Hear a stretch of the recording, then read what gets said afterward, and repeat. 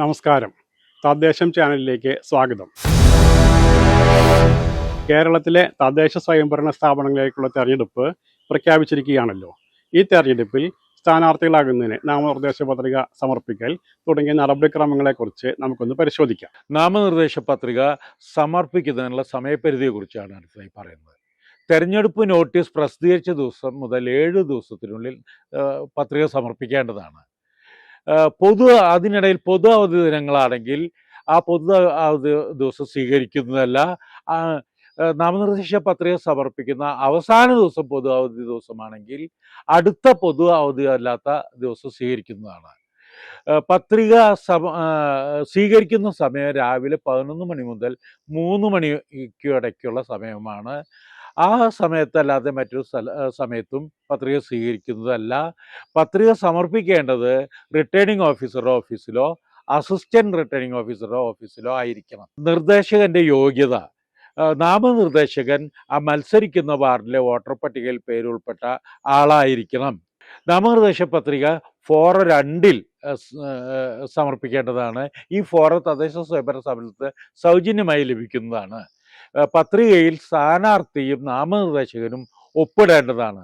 പരമാവധി 3 പത്രികകൾ വരെ സമർപ്പിക്കാവുന്നതാണ്. സ്ഥാനാർത്ഥി മറ്റൊരു വാർഡിലെ മത്സരിക്കുന്ന വാർഡിലല്ലാത്ത വേറൊരു വാർഡിലാണ് ആൾ വോട്ടർ എന്നുണ്ടെങ്കിൽ ആ വാർഡിലെ വോട്ടർ പട്ടികയിലെ ആളുടെ പേര് വരുന്ന ആ പേജിൻ്റെ സാക്ഷ്യപ്പെടുത്തിയ പകർപ്പ് ഈ നാമനിർദ്ദേശ പത്രികയോടൊപ്പം സമർപ്പിക്കണം. നാമനിർദ്ദേശ പത്രിക സമർപ്പിക്കുമ്പോൾ റിട്ടേണിംഗ് ഓഫീസർ രശീതി കൊടുക്കുന്നതാണ്. പിന്നെ നാമനിർദ്ദേശ പത്രികയ്ക്ക് ഒപ്പം കൊടുക്കേണ്ട മറ്റ് സാധനങ്ങൾ 2A എന്നൊരു ഫോറുണ്ട്. അതിൽ സ്ഥാനാർത്ഥിയുടെ വിദ്യാഭ്യാസ യോഗ്യതകൾ, ഈ നാമനിർദ്ദേശ പത്രിക നൽകുന്ന തീയതിയിൽ നിലവിലുള്ള ക്രിമിനൽ കേസുകൾ ഉണ്ടെങ്കിൽ അത്, പിന്നെ സ്ഥാനാർത്ഥിയുടെയും കുടുംബത്തിൻ്റെയും സ്വത്ത് വിവരം, ബാധ്യതകളുടെ വിവരം, ഈ വിവരങ്ങളാണ് 2A എന്ന ഫോറത്തിൽ പൂരിപ്പിക്കേണ്ടത്. നാമനിർദ്ദേശ പത്രികയിൽ സ്ഥാനാർത്ഥിയും ആ വാർഡിലെ മത്സരിക്കുന്ന വാർഡിലെ ഒരു വോട്ടറും ആണ് ഒപ്പിടേണ്ടത്. നിർദ്ദേശകനായിട്ട് ഒപ്പിടേണ്ടത് ആ വാർഡിലെ ഒരു വോട്ടറാണ്. പിന്നെ ഇതിന് പുറമെ സ്ഥാനാർത്ഥി സത്യപ്രതിജ്ഞ അല്ലെങ്കിൽ ദൃഢപ്രതിജ്ഞ ചെയ്യണം. അതിനൊരു ഫോറുണ്ട്, ഇന്ത്യൻ ഭരണഘടനയോട് കൂറ് പ്രഖ്യാപിക്കും എന്നൊക്കെ പറയുന്ന ആ സത്യപ്രതിജ്ഞ സ്ഥാനാർത്ഥി റിട്ടേണിംഗ് ഓഫീസറുടെ മുമ്പിൽ അത് വായിച്ചിട്ട് വേണം അതിൽ ഒപ്പിടാൻ. സ്ഥാനാർത്ഥി വായിക്കാൻ അറിയാത്ത ആളാണെങ്കിൽ റിട്ടേണിംഗ് ഓഫീസർ അത് വായിച്ച് കേൾപ്പിച്ച് കൊടുത്ത് ആളെ ഏറ്റു ചെല്ലണം. എന്നിട്ടാണ് ഒരു വിരലടയാളം വയ്ക്കണം. അതിൽ റിട്ടേണിംഗ് ഓഫീസർ സാക്ഷ്യപ്പെടുത്തണം. ഇനി സ്ഥാനാർത്ഥി നേരിട്ട് വരാൻ പറ്റാത്ത സാഹചര്യത്തിലാണെങ്കിൽ അതിൽ വേറെ ആളുടെ മുമ്പിൽ വെച്ച് സത്യപ്രതിജ്ഞ ചെയ്ത് അത് സാക്ഷ്യപ്പെടുത്തി കൊടുത്താൽ മതി. അതിന് അധികാരപ്പെട്ട ആൾക്കാർ ഇനി പറയുന്നവരാണ്: ഒന്ന്, സംസ്ഥാന സർക്കാരിലെ ഗസറ്റഡ് ഓഫീസർമാർ. ഇനി സ്ഥാനാർത്ഥി ആസ്പത്രിയിൽ ചികിത്സയിലാണെങ്കിൽ അവിടുത്തെ സൂപ്രണ്ട് അല്ലെങ്കിൽ മെഡിക്കൽ ഓഫീസർ. സ്ഥാനാർത്ഥി വിചാരണ തടവിലൊക്കെ ജയിലിൽ കഴിയുകയാണെങ്കിൽ ജയിൽ സൂപ്രണ്ട്. കരുതൽ തടങ്കലിൽ കഴിയുകയാണെങ്കിൽ ആ തടങ്കൽ ക്യാമ്പിൻ്റെ കമാൻഡൻറ്റ്. ഇനി സ്ഥാനാർത്ഥി വിദേശത്താണെങ്കിൽ അവിടുത്തെ ഇന്ത്യൻ നയതന്ത്ര കാര്യാലയം, എംബസി അല്ലെങ്കിൽ കോൺസുലേറ്റ്, അവിടുന്ന് ആ സത്യപ്രതിജ്ഞ നടത്തി അത് സാക്ഷ്യപ്പെടുത്തി അയക്കേണ്ടതാണ്. ഈ സ്ഥാനാർത്ഥി വേറെ വാർഡിലെ വോട്ടറാണെങ്കിൽ അവിടുത്തെ വോട്ടർ പട്ടികയുടെ ഇയാളുടെ പേര് വരുന്ന ആ പേജിൻ്റെ സാക്ഷ്യപ്പെടുത്തിയ പകർപ്പ്.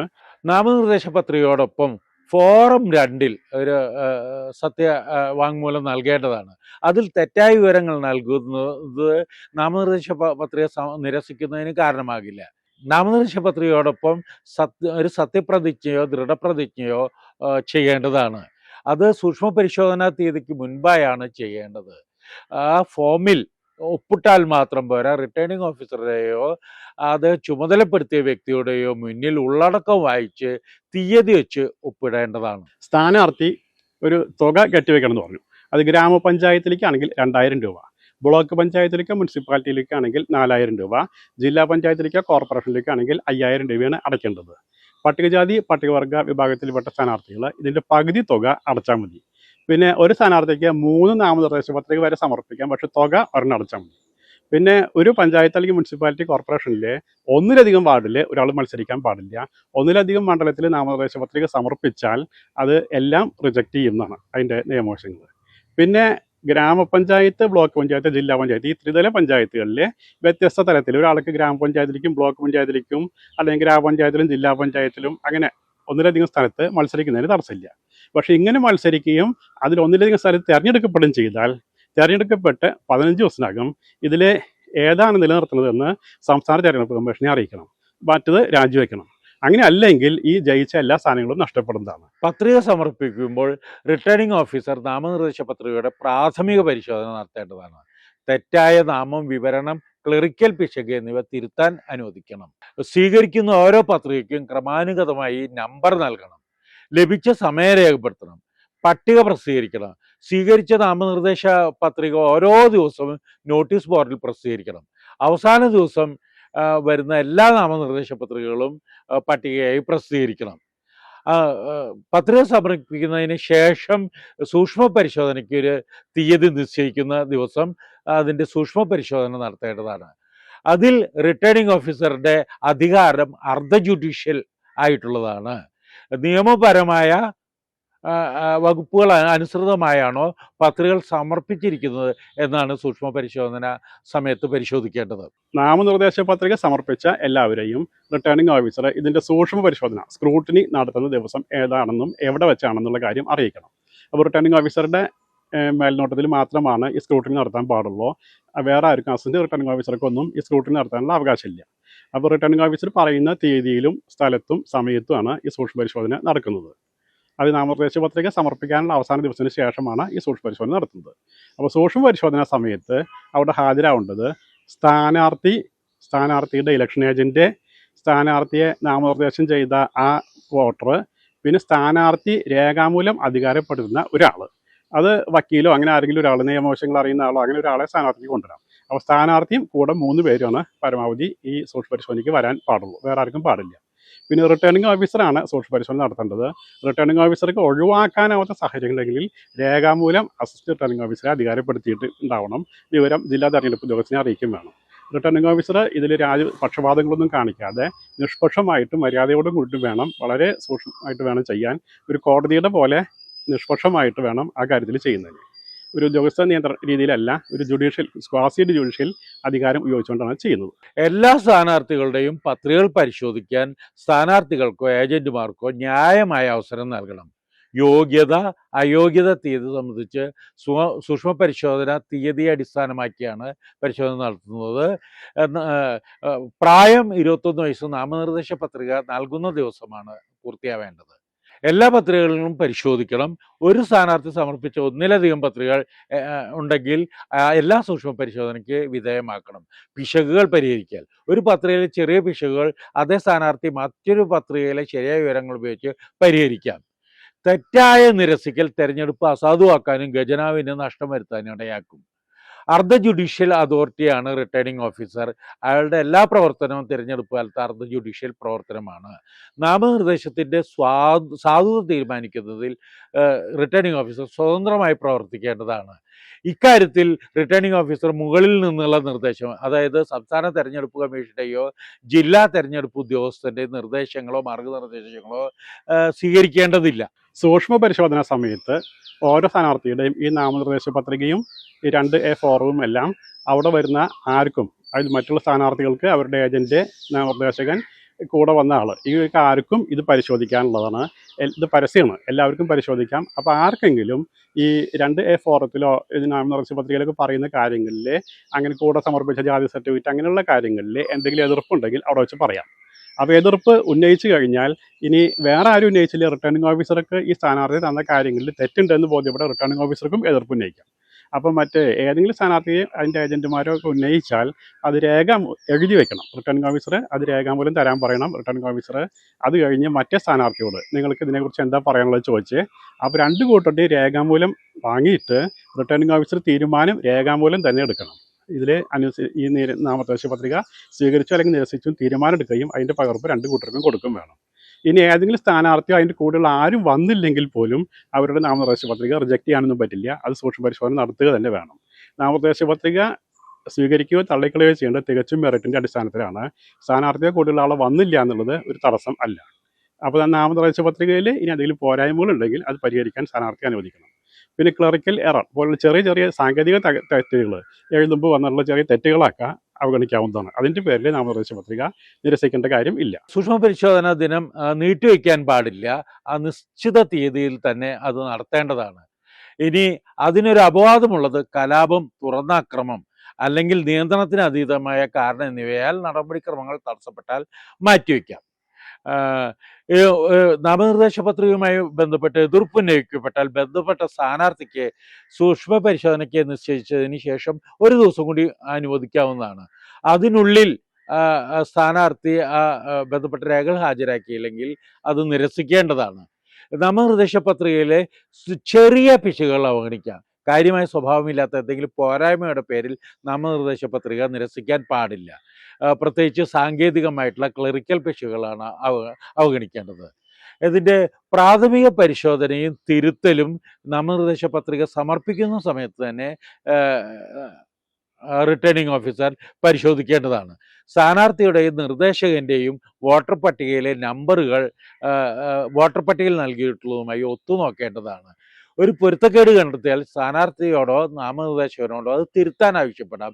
തെറ്റായ വിവരങ്ങളോ പിശകോ തിരുത്താൻ അങ്ങനെ നിർദ്ദേശിക്കാവുന്നതാണ്. സ്ഥാനാർത്ഥി ഈ പണം കെട്ടിവെച്ചിട്ടുണ്ട് എന്നുള്ള കാര്യം റിട്ടേണിംഗ് ഓഫീസർ ഉറപ്പുവരുത്തണം. അതിൻ്റെ രശീതി എവിടെയാണ് അടച്ചുവെച്ചെങ്കിൽ അതിൻ്റെ രശീതി പരിശോധിച്ച് അതിൻ്റെ ആധികാരികത ഉറപ്പുവരുത്തണം.